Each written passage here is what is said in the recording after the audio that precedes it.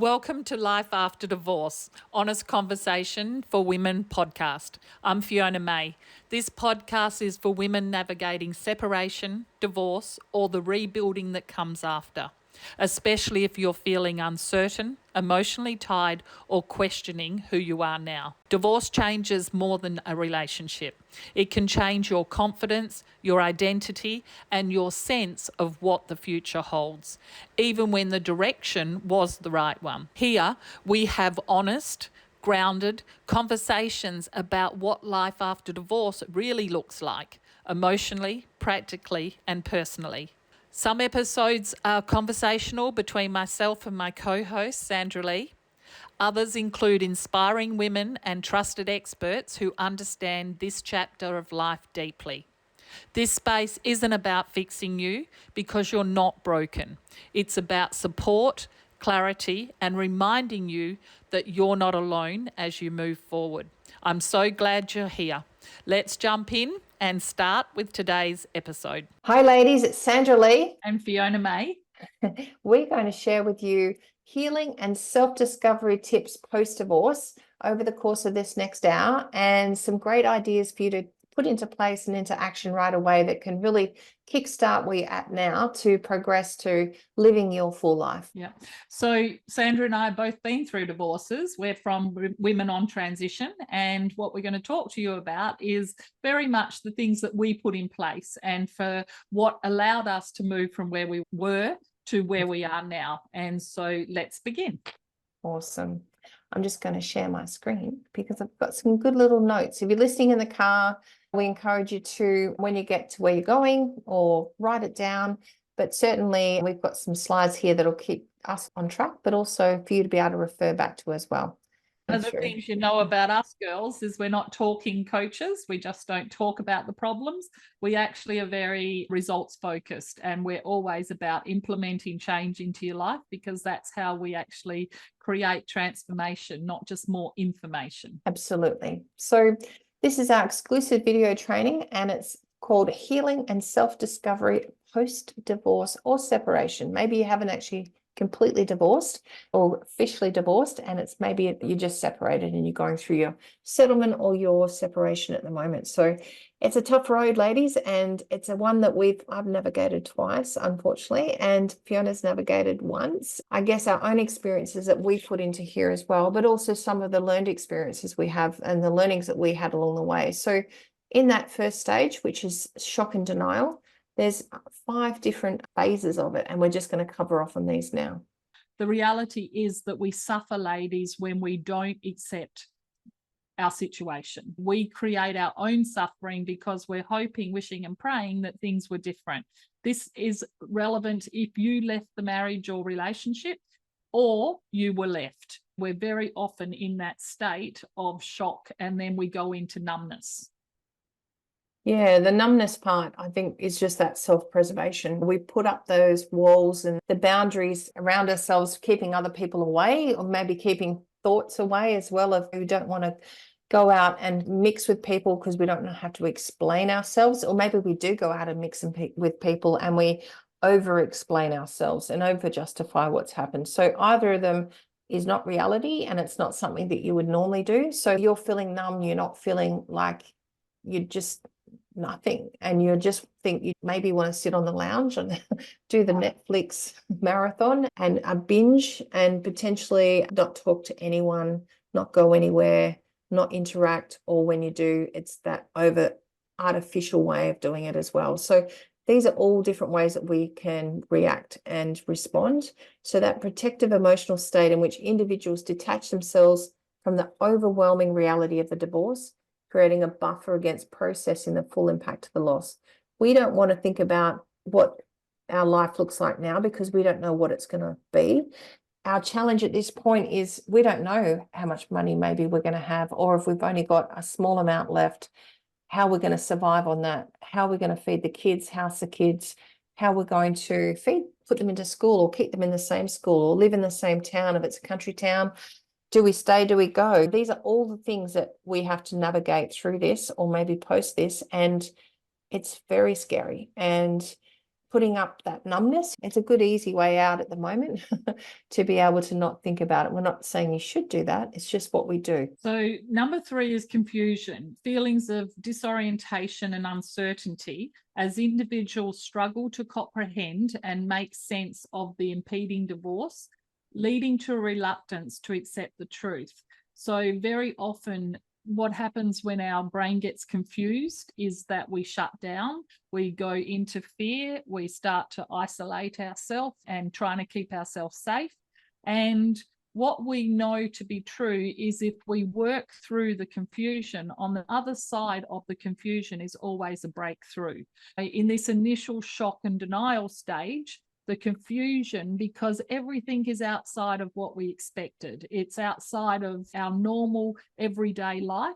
And so we just don't know how to act. We don't know who to be, how to feel, what to do. So this confusion just ends up, for a lot of ladies, they get stuck in their head, they overthink everything, and they just feel overwhelmed totally.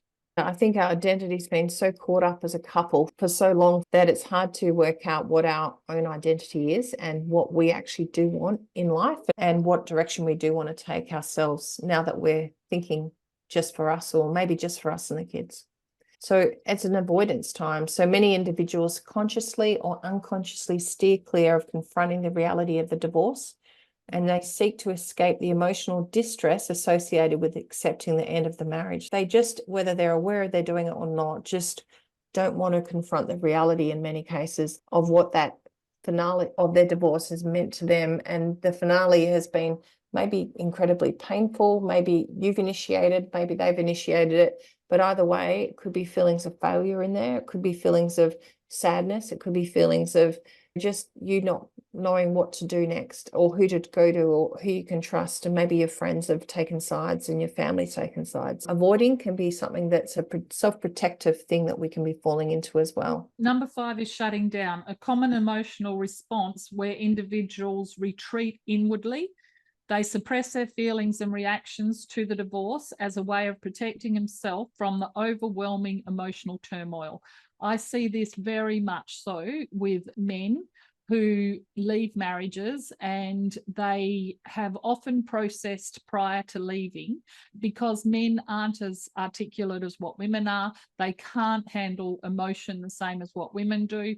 So for a lot of men, the thing that they do when they leave or they're left, it's not characterized one way or the other. We see it both ways. A lot of men shut down, and this is really confusing. So in this first initial stage, the shock and denial, this often confuses the other person with their behavior patterns and what they're doing, because you can have a dedicated dad or a dedicated husband who suddenly isn't talking to you, or is distancing from his children, or just moves in with another woman, or just behavior patterns. Like, we call this a crazy time, because people act very differently outside of who they usually are. And a lot of ladies say, I don't even know who this person was that I was married to for 35 years. But what I want to warn you about is just be very careful of the stories that you start to tell in this stage, because through this shock and denial stage, it's good to just recognize this is testing everybody and pushing everybody outside what they know. And nobody's comfortable in this stage. So they all bunker down in their fear. And that's what their behaviors change because of their thinking and the way that they're reacting. So just be careful. It's a challenging stage to actually move through, but it's the first stage that most people get stuck in. Yeah, so that shock and denial, I think you hit it on the head with the crazy stage. So we've gone through that from stage 1, shock and denial, to stage 2, which is our anger stage. So as the shock and denial subsides, anger emerges as a potent emotion during a divorce. And anger can show up in many different forms. It might not be anger at you or from you. It could be anger and frustration at just even driving the car with someone pulling out in front of you, or things that would normally not rile you up or normally not trigger you suddenly do. And part of that can be just sheer exhaustion and sheer overwhelm of where you're at. And to keep things in perspective all the time is really key here. So that dissolution of the marriage can lead to feelings of betrayal, injustice, and just seriously, that fear can turn into that profound loss. And that anger is all part of that, that you swing from one emotion to another emotion. You're up like over the top, anxious, fearful, concerned, and then you might be over to the left, frustrated and angry at something, and then over to the right, you could be just feeling confused and in shock and feeling numb. So all of these things can be all felt at the same day, all felt at the same time, and all can be completely normal going through this. Yeah. So anger becomes the necessary outlet for expressing the pain and frustration associated with the end of a relationship. It is essential not to suppress this emotion, but rather to find healthy ways of expressing it, as doing so enables you to process and ultimately overcome it, paving the way for a journey towards a healthier and more constructive future. So the reality is that anger is a misdirected energy emotion. So anger is like an eruption for a lot of people, but it's just because they're not dealing with their feelings in any other way. Getting triggered, reacting, overreacting, that's where we get outbursts and that feeling of anger. A lot of people don't do that. They don't react negatively, what the society would call negatively, but they can still be very angry. And what a lot of people do is turn that anger inwards. So they turn it against themselves and they bash themselves up. They go to, what's wrong with me? What did I do wrong? Why did he leave? So your anger can be directed in different forms. So just be aware, because you're not flying off the handle, that you might not think you're angry, but you still might be angry. You're just internalizing it instead of externalizing it. The bottom line is that anger is an emotion, it's a feeling, and it's valid for you to feel your feelings. What we encourage you to do is to understand why you're feeling the feelings and learn how to process the feelings so you can make progress and move on. Because getting stuck in anger, it changes you at a fundamental core level. You will start becoming a person who you don't even like in most cases. You lose your softness, you lose your love and compassion, and you start to become bitter and fearful and vengeance. You start to protect yourself. So you can be critical and come across as nasty. And none of those things are who you really are at the core. I want you to be consciously aware of how you're processing this second stage of a relationship loss. Our third stage is bargaining. So what does that even mean? During times of immense grief and divorce, it's natural to question if you could have done more to save the marriage, leading to feelings of guilt, fear, anxiety, and blame. You just going back and thinking, what if I just changed? Or what if I did something different? Or what if I go back and speak to them and see if they'll take me back if I try harder? Or what about if he's coming to me and asking for forgiveness from having maybe an affair, or asking for forgiveness on the way he's treated me, and would I take him back? So this is that you're in the middle of overwhelm, you're in the middle of grieving, and your feelings of frustration and self-blame and guilt and frustration, all those things are there, and shock. This is something that gets thrown into the mix as well. Bargaining emerges as you search for modifications that might have made the relationship work, repeatedly asking yourself if only questions and overthinking various scenarios. However, it is essential to approach this stage with realism and acceptance, recognizing that some things are beyond your control, allowing the healing and personal growth to begin. The reality is that once people check out subconsciously in their relationships, they are very hard to bring back into the relationship. Even what is confusing is people will say one thing, but they will do another. So what we've got to look at here is for actions rather than words, because often this is, again, really confusing, because most of our partners, they did love us. They loved us for so many years, and they have made a decision subconsciously first that then becomes a conscious decision. But they don't want to hurt us in most of the cases, but they don't know how to do divorce or do separation any differently to what they're doing. When you really think about it, we all say, why didn't he do this? Or why didn't he do it this way? Reality is there's no nice way to do it. There's no nice way to tell someone that you don't want to be with them anymore, that you love them, but you're not in love with them. There's no nice way to say that, and there's no easy way to hear it. And that's just the truth. So what we've got to look for is understanding and compassion and love rather than our judgments and our hurt, because it's just a stage of your life. It's a temporary stage. You're not going to stay here forever. But how you conduct yourself and how you navigate through this is going to be very telling on you and your future. We always caution ladies at this point to be very careful of the stories you're telling yourself, and to be very careful about the stories that you're telling everybody else, because you've got family and friends who love you. Often we want them to be on our side, and often we tell them a version of the truth and not all the things that contributed, because very often we're not even aware at this stage of what contributed to our relationship breakdown. We have our version of it, but don't necessarily understand the other person.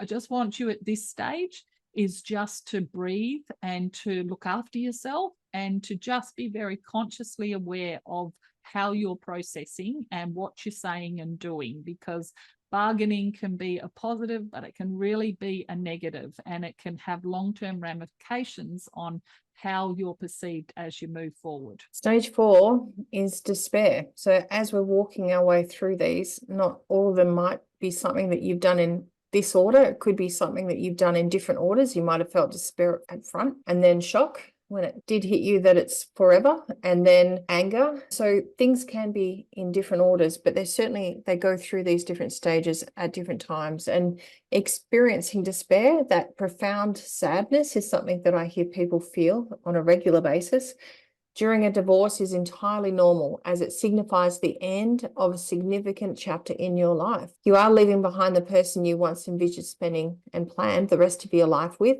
And as time passes, the reality sets in that things will never be the same again. I know some couples that when they separated thought that it was going to just continue on as it was, and their friends would just still continue to see them both separately, or they all go to the same parties and everyone would all just get on, and the kids would just come over and maybe even still do Christmas together. The reality of all of that changing is something that doesn't set in until this point. And when you start realizing that you're never going to have that Christmas again at that location, maybe even, or you're never going to have Christmas with those family members potentially again, or you're never going to have Christmas maybe with your husband or your partner that you thought you were going to have for the rest of your life. So all of these things create for us a change in our life. And it's the hardest thing to do, is to navigate through that change of because we don't know what we're moving into. There's no shiny new plan mapped out for us to step into. That's something that we have to build ourselves. And even that sounds exhausting at this point. And we don't know who to turn to, who our friends, some of them still are, even which family members we know that we've got supporting us as well. So often when we feel helpless, people become depressed, because it's a hopelessness. It's like not having a future, so all we know is to hold on to our past. So depression can manifest in feelings of helplessness, hopelessness, and a decline in energy and interest in activities that once brought you joy. While some degree of sadness and depression is expected during divorce, this feeling should gradually diminish over time. If you find it difficult to move beyond the sadness, seeking support from a mental health practitioner is crucial. So for a lot of people, the end of a relationship is devastating. I think for a lot of people, a divorce is one of the worst things that you will ever go through in your life, because it's not only the physical part of a divorce, it's the emotional toll that it takes on you and the stories that you tell yourself. There can be a lot of sadness that comes from it. What I want to encourage you is that you have the ability to process what has happened in a positive way that empowers you, or you have the ability to process it in a disempowering way. And that is what leads to despair and hopelessness and depression, because you're not seeing any other way out of, and it becomes like a slippery slope, and you don't see a future. All of us have a past, but for many, we don't have a future because we don't know what we can have, we don't know what it will look like, and we don't know how to create it. but I want to give you hope. You know, where you're at right here, right now, it is temporary. You are going to move to somewhere. And the good thing about it is that you have much more control in this than maybe what you've realized up to this point.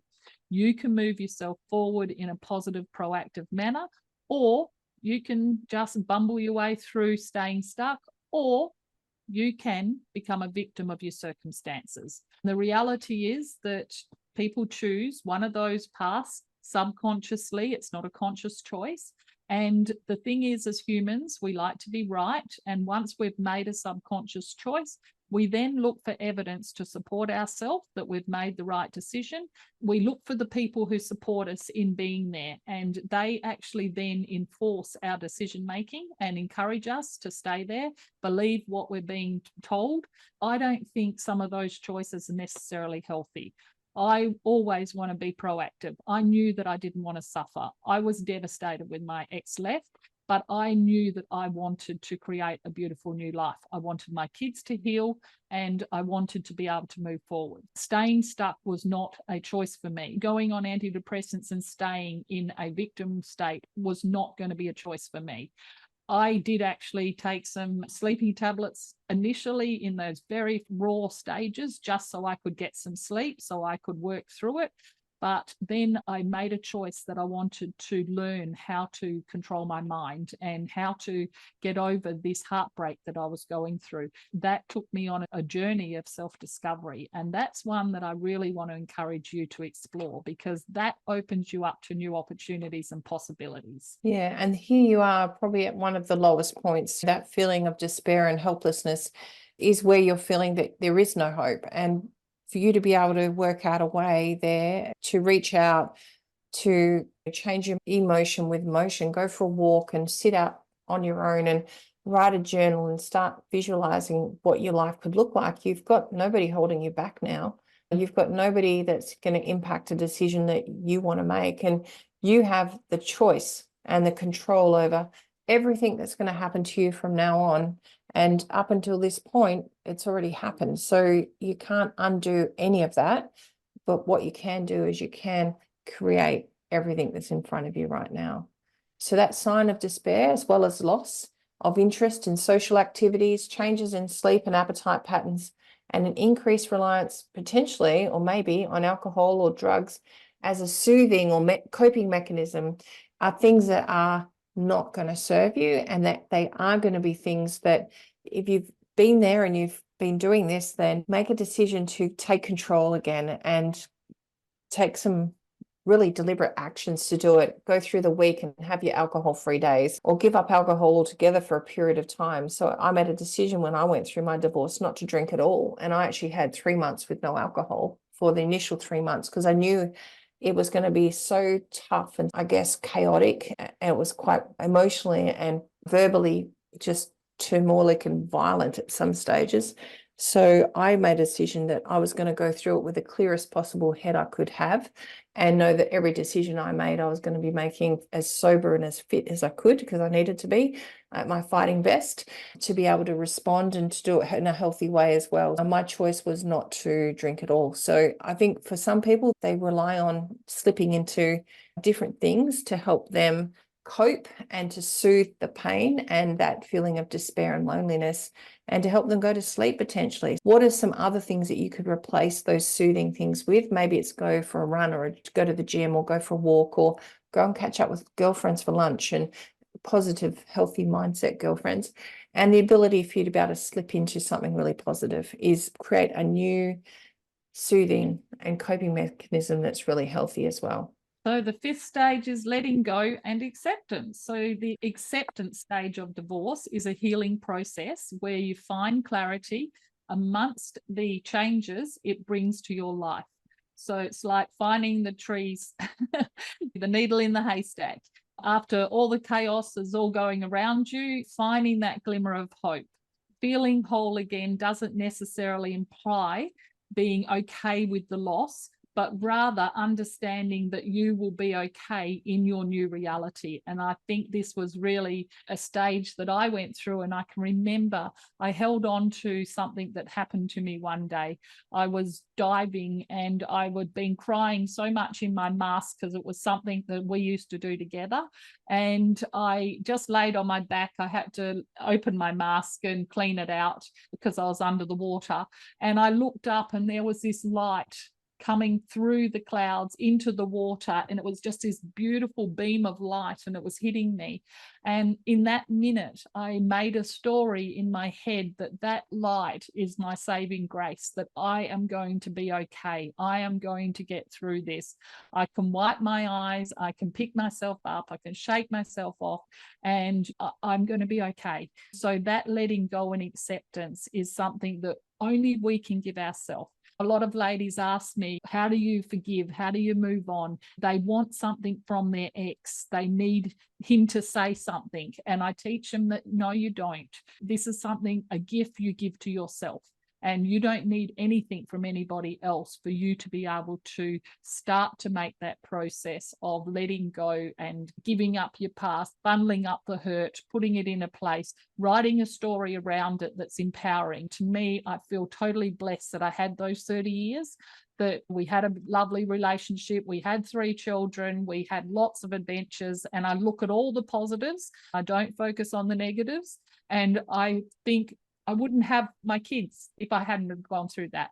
So I look for the things that I can take out of it. I bundled the rest up and I drew that line in the sand. And from then on, I started moving forward. And it's what we encourage you to do. Yeah. So during this stage, you learn to navigate life as a single person, maybe a single parent. And gradually that fog of grief just lifts and it does dissipate. The ability for you to be able to even find and make new friends. You've still got your old friends, I trust, and the ability to know that you have got the potential now to meet maybe some girlfriends that you maybe would not have before as a couple. And I know myself, I met some girlfriends at that point in my time when I was single that have been great mates since. And we've both gone on to find new partners and still continue to be friends. And so you end up going into a new chapter of your life. I've still got my old friends from school and from teenage years, but certainly there's a new beginning and the fog does lift and there is hope. And the only one that can really navigate it at the right speed is you're the only one that can control the speed at this point and what gears you go into in the car. You're traveling along and it's you that chooses to be able to move up to the next stage or let a stage go and decide that you are going to be in charge of your life from here on and you are going to design it in an awesome way and you've got an exciting future ahead. If you're feeling that despair keeps flipping back in and the doubting that you can do that, then reach out. We've got some great community groups here. There's some great Facebook communities as well as groups that you can join, membership groups and programs that you can learn, discover and heal in a way that's proven and trusted and it's in a safe environment as well. So acceptance involves adapting and moving forward with our lives, leading us towards a new beginning. We can learn to accept our past and we won't suffer when we do learn to accept it. Suffering is created when we fight reality. You are more powerful than what you believe in this. And the most important thing, I believe 100%, is to grow your mind. You can't process what's happened with the tools and skills that you've got. You need to be able to grow beyond the pain. And then we have levels of consciousness. And when we grow ourselves, we can look down and we can understand why things happen. But if we don't do that growth, everything above us is a blind spot. We don't know what we don't know, and we can't fix what we don't know exists. So we, as part of our acceptance, is taking responsibility for where we're at in our life, right here, right now, and then looking at what do I need to do to be able to set myself up for success? What do I need to do to move forward? That all comes with growing and developing our personality. Yeah, so the signs of acceptance include becoming more mindful, adapting and coping with the changes, and practicing self-compassion. Ladies, be kind to yourself, learning to tolerate vulnerability and taking ownership of your journey of healing. Sometimes we do have to go through a situation to really understand and empathize with somebody else going through it. So it's a time to be able to reach out and really get other people that have gone through a divorce that you maybe know. And you think at the time when they were going through it, maybe a few years back, geez, they took that hard, and geez, they took ages to get on with their lives. Or to know that it is a tough gig and it is a tough ride for the people going through it, and to have that compassion and reach out and to be able to be there in a support role, and also an example for people that are going through, that they can look at what you've done and how you've moved through it in a really positive, practical way. My big thing I had that was my mantra all the way through, my kids were 5 and 8 when I separated with my first husband. It was lots of fights and lots of argument and lots of abuse from him.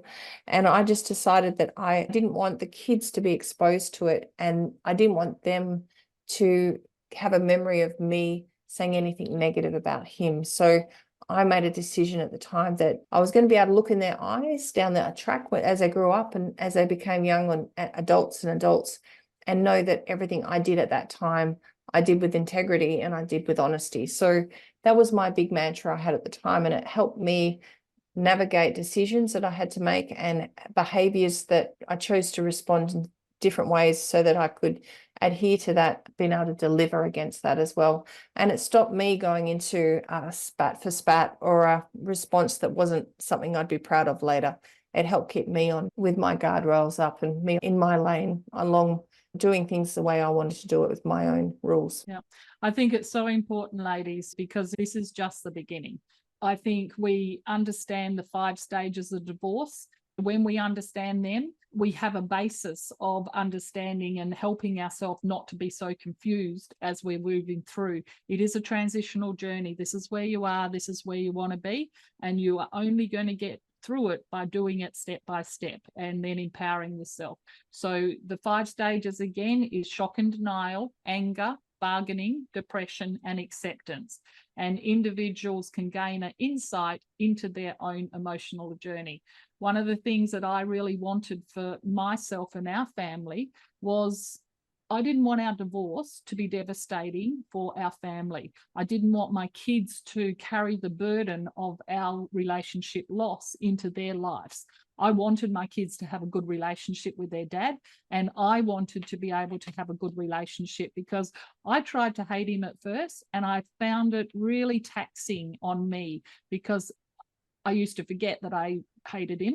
And then I used to find, for me to stay in that place, I have to be somebody who I wasn't. And that wasn't good. I chose to get over it and heal, and I made that my personal responsibility to have to do that so I could be the best person that I could be, because I know that I enjoy being happy and carefree and loving and kind and generous and compassionate, and that's who I wanted to show up in the world as. So I made a conscious decision of not allowing my divorce and my husband's decision to leave our marriage. I was not going to allow that to tarnish our family. We are one of those families that have worked through all of our issues and our challenges. We understand why we got to that point. We do have Christmas together. With my ex-husband brings his wife, and I have a partner that I'm engaged to, and the kids have relationships with their mum and their dad and their partners, and we can get on all very nicely together. And we've done it because we consciously made it our intention. It's right for some people, it's not right for others. I don't have an opinion, and I'm not telling you what you need to do. I just want you to be true to yourself. If you have a desire to not allow your divorce to define you, then you can actually create that as your beautiful reality. Yeah, if you told me when we first got divorced that I was going to be spending time with my ex, who was crazy nutter at the time and had been for a while, that I would even want to be around him or with him, I would have just told you you're crazy. But my son got married just a few weeks ago, and I went to his wedding with my husband, and he was there, my ex, with his wife. And so there's my son, who's 29 now and grown into a healthy, beautiful man who's running a business and's got a great partner. They're very happy, super happy together in a healthy relationship. And it made me very proud to be able to walk in there. I walked up to my ex and I gave him a hug, and I said, oh, this is a proud parent moment. Just, it was good to be able to feel comfortable enough in my own skin to be able to do that. And it wasn't about him and it wasn't what he needed. It was what I needed to just be able to, enjoy the day. And I had not one moment of concern or hesitation on doing it. And it was the work that I had done on myself over the years, just a slow, gradual work of getting to the point that I was healed and I was able to come to a place that I could look at my son and be really proud and not be focused on anything triggering me with my ex. So it's so essential to acknowledge and allow yourself to experience that range of emotions that may arise, and that they do arise through that turbulent time.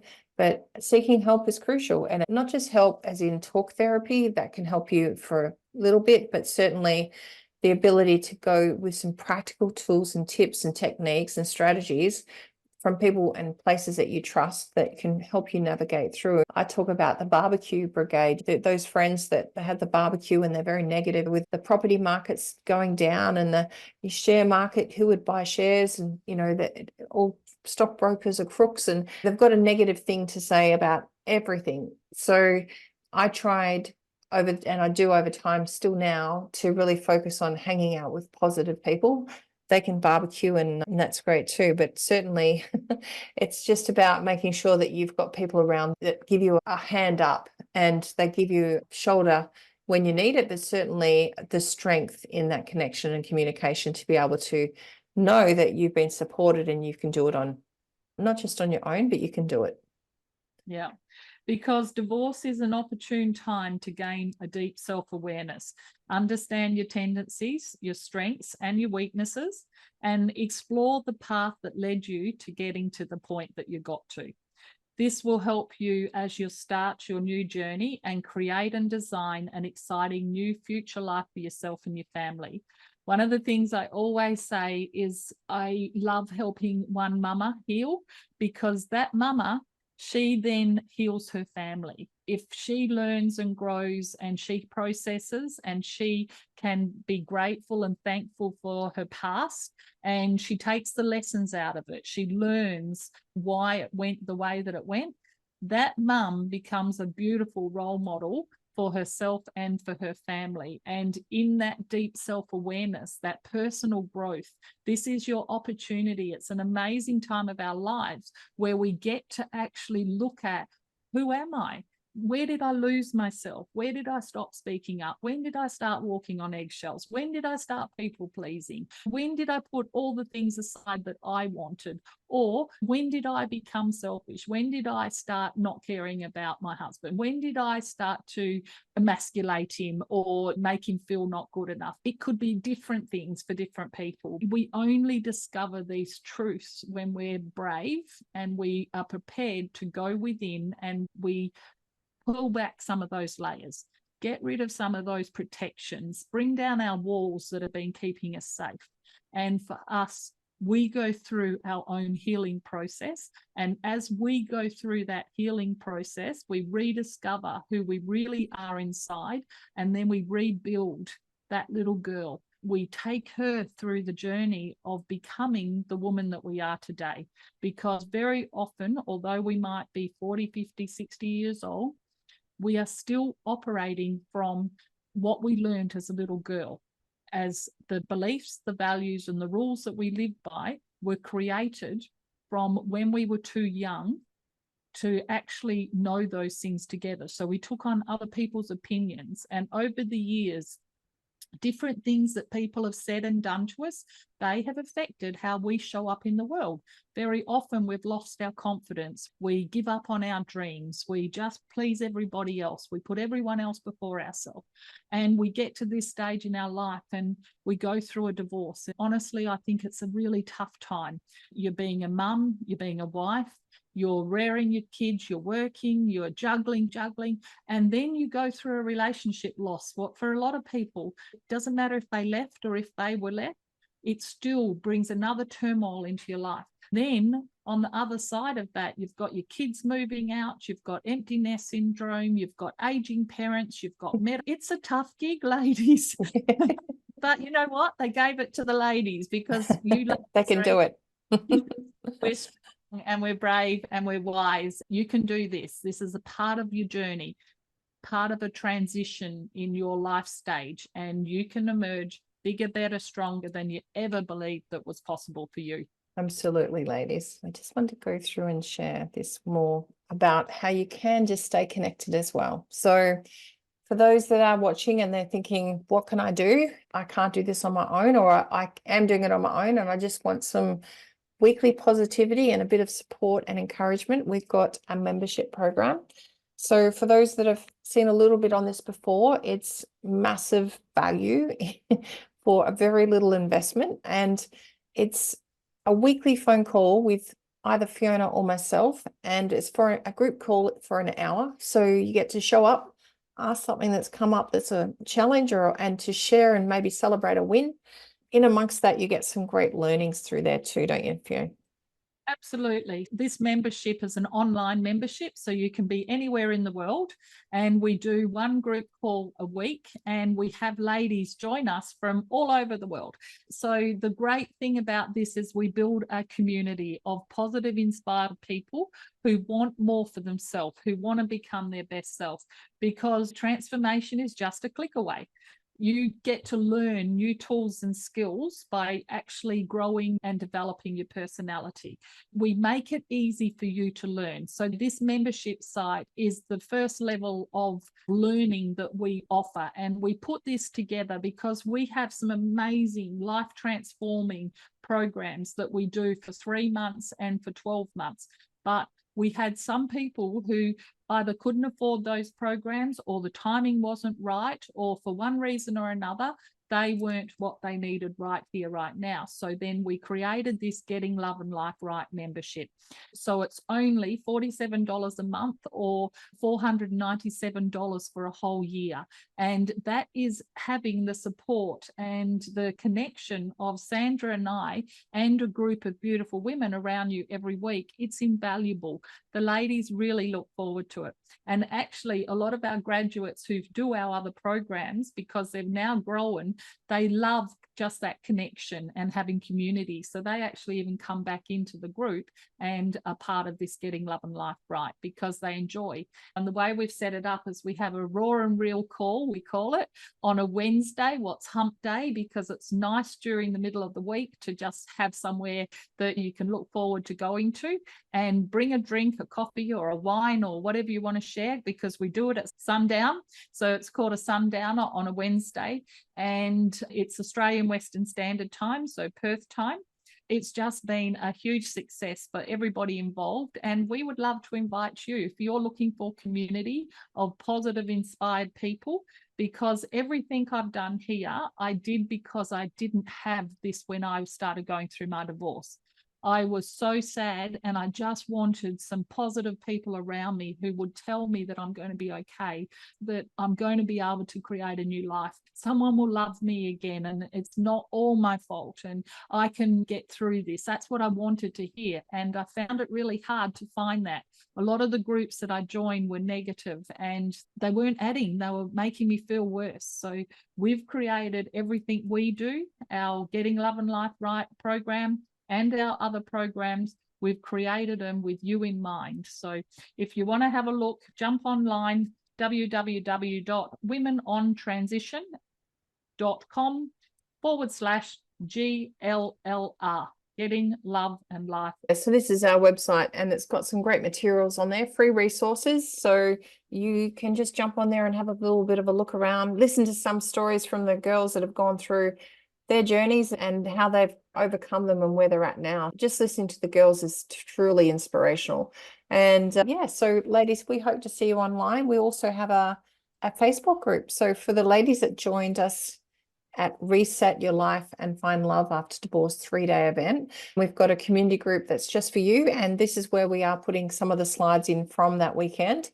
And for the girls that have not gone to this program, that want to join us and have a look on, we have a bigger Facebook group that's called Women Healing, Growing and Loving After Separation or Divorce. And we've got about 18,000 ladies in that group from all around the world. So jump in, and we have coaches, and Sandra and I are in the group, and we have support staff, and we have mentors who have been through our programs. So we're all there to support you and to help you as you undertake this transitional journey. But just believe us, where you are is temporary, and you are holding the pen in your hand to write the next chapter of your life. You can either write it so it empowers you and feels amazing, or you can write it in a way that, you know, has no hope and makes you feel depleted and sad. So we don't want that for you. We want you to live an extraordinary life. So join us, ladies. We'd love for you to be part of our tribe. So thank you for spending time with us today. I know conversations like this can sometimes stir up emotion. So if something resonated with you, just take a moment to be gentle with yourself. Life after divorce can often feel isolating, but you don't have to do this alone. So if you would like some extra support or connection or guidance, you can learn more about our coaching programs, our 3-day events, and our community at womenontransition.com. And if this episode was helpful, you're more than welcome to subscribe, share it with another woman who might need it, or leave us a positive review. It all helps to make more women be able to find our space. So until next time, remember, you're not broken. This chapter doesn't have to define you. It's simply part of your becoming. See you next time.